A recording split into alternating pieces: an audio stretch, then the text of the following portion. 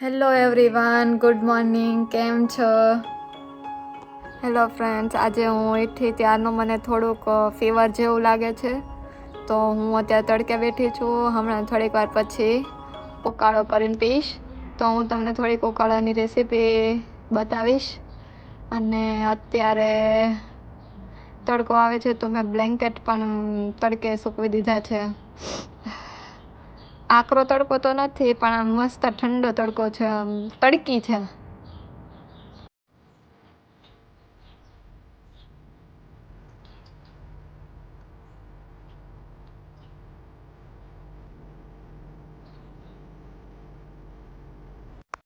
ઉકાળાની recipe મારા મમ્મીજીની છે, special four સાસુમાં. તો ઉકાળો બનાવવા માટે થોડુંક પાણી લઈશું. થોડુંક જ લેવાનું છે. એમાં થોડોક તજનો પટકો નાખવાનો છે, એક.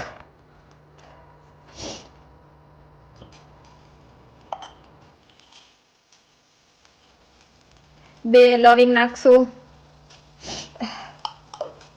થોડોક અજમો નાખશું.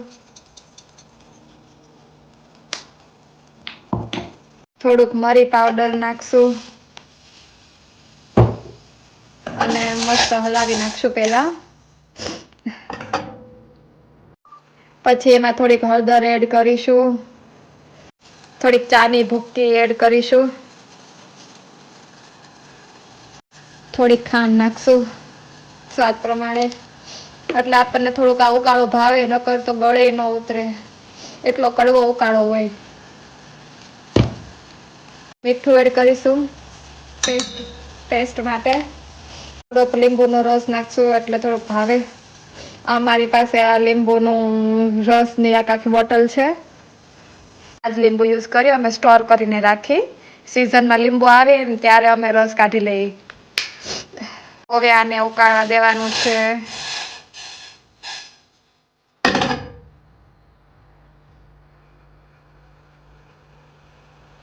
તો આપણો ઉકાળો ઉકળે છે.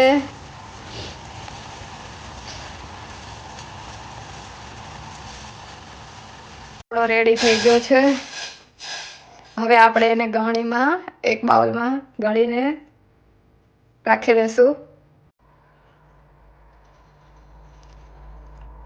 તો આપણો ગરમ ગરમ ઉકાળો રેડી છે. તો હું બેસી ગઈ છું તડકે બહાર ઓટલે અને ઉકાળો પીવા.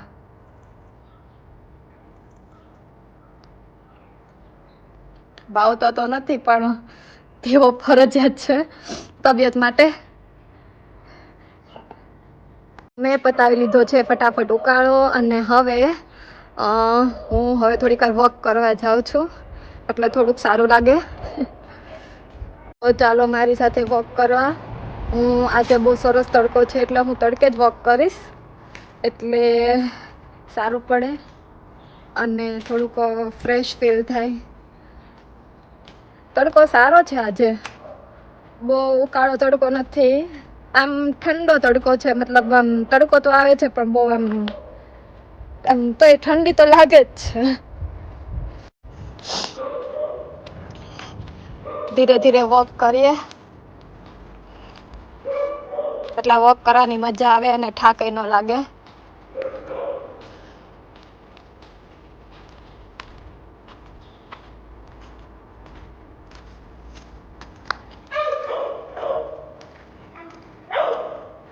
આ અમારી ભોરીનું જો ને કૂતરું,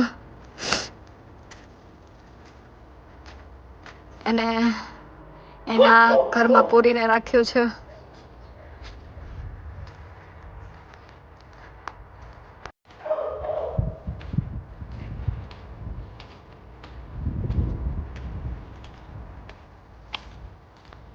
તો આપણે ચાલતા ચાલતા થોડાક સંતરા લઈ આવી ઝાડવેથી, ફ્રેશ એકદમ.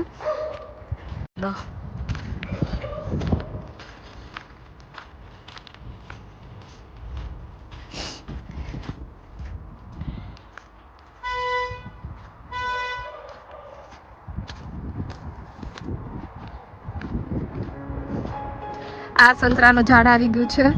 મેં આ સંતરાનું ઝાડ એક વ્લોગમાં બતાવ્યું હતું. એકદમ કેસરી કેસરી છે, તાજા તાજા.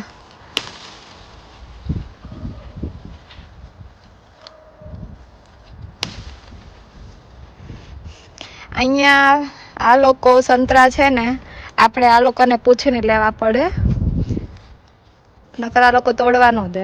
જો પૂછીને તોડીને તો આપણને આ લોકો છે ને ઢગલો કરી દે.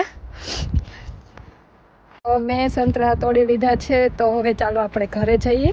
અને આ સંતરા હું અને કલાક પછી પીશ, કારણ કે મેં અત્યારે ઉકાળો પીધો છે, એટલે બધું એક સાથે ન પીવાય. તડકામાં વોક કરવાની કંઈક અલગ જ મજા છે.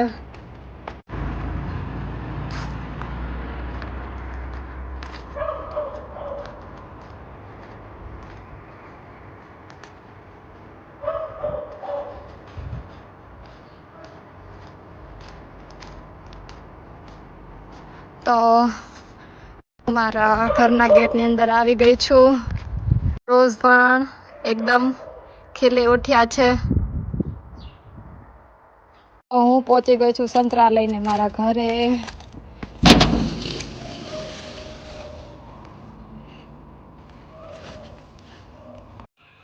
તો કલાક થઈ ગઈ છે, હવે આપણે સંતરાનો રસ કાઢીને પી લઈશું. સંતરાના ફાડા કરી લીધા છે, અને જો અમારી પાસે આવું જ મશીન છે તો અમે એવી રીતે રસ કાઢી છે.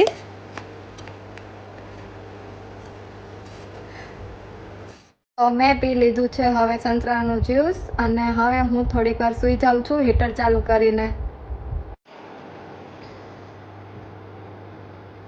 તો સાંજના 5 વાગી ગયા છે, અને ભાભી ને ભાઈ જોબ પરથી આવી ગયા છે. તો આજે સાંજે ભજીયાનો પ્રોગ્રામ કરવાનો છે. બધાની ઈચ્છા છે ભજીયા ખાવાની. તો ભજીયા આજે ભાભી બનાવવાના છે. આજે ભાભીના હાથના ભજીયા થઈ જાય ગરમા ગરમ. તો એને સ્ટોર કરેલી મરચી કાઢી છે બહાર, અને આજે મસાલો થતો હોય ભજીયાનો એ છે. મેથી, લસણ, લીલું લસણ છે, અને આ બધું સ્ટોર કરેલું જ રાખ્યું છે. પતરી કરશું થોડીક, તો હું બેસી ગઈ છું બટેકાની પતરી કરવા. બટેકાની પતરી રેડી થઈ ગઈ છે, અને મરચાં પણ સુધારાઈ ગયા છે. એ ઠંડીના લીધેથી કિચનમાં હીટર ચાલુ રાખ્યું છે.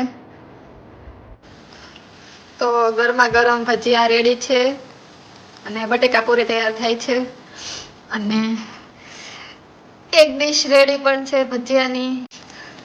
This is art. She is artist. Hello.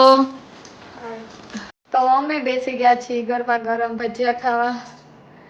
ચાલો ફ્રેન્ડ્સ, આજે તો હું વહેલી સુઈ જવાની છું. તો તમને મારો વ્લોગ કેવો લાગ્યો? સારો લાગ્યો હોય તો કોમેન્ટ કરજો. હવે આપણે મળીશું મારા નેક્સ્ટ વ્લોગમાં. Thank you. ટાટા. જય શ્રી કૃષ્ણ.